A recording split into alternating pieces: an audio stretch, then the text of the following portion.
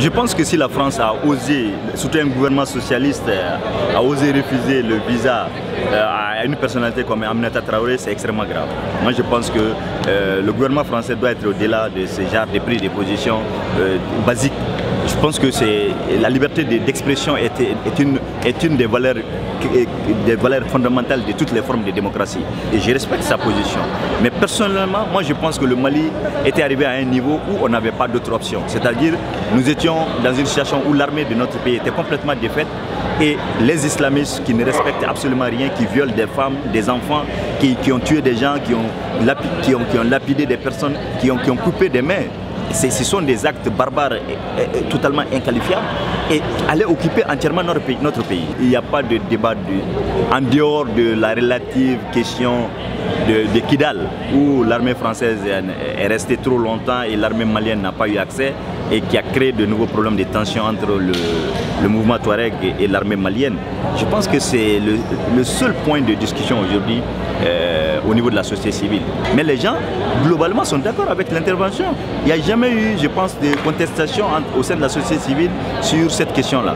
Le Mali n'est pas en capacité de s'autodéfendre encore. C'est ça qui est triste, mais c'est ça la réalité. Et je pense qu'encore une présence de la France ou d'autres pays amis pendant un certain temps pour consolider le fragile processus, disons, de reconquête du pays soit consolidé. C'est extrêmement important. Je pense qu'un départ rapide aujourd'hui de nos alliés peut se révéler dramatique parce que ces gens n'ont pas été complètement défaits. Moi, je pense qu'il faut encore un certain temps pour stabiliser, pour reconstruire une armée malienne en capacité opérationnelle, que cette armée soit très bien équipée, très bien formée, rendue professionnelle. Je pense qu'en ce moment, on pourra partir. C'est à chaque pays de défendre ses propres intérêts. Si les élus, les dirigeants politiques que nous élisons en Afrique, notamment au Mali, ne sont pas capables de défendre les intérêts du Mali, je pense que c'est ça qui est notre vrai problème. Ce n'est pas accuser la France qui va régler nos problèmes.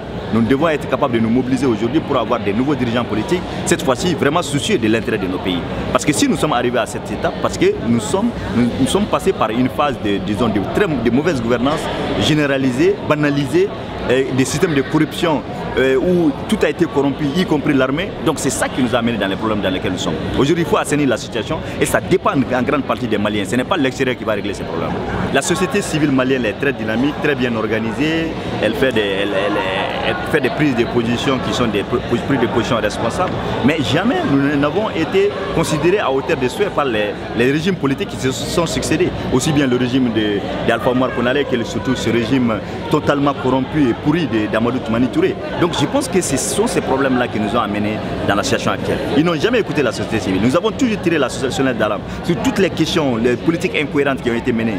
Nous étions vus comme des opposants, mais pourtant nous sommes dans aucun parti politique.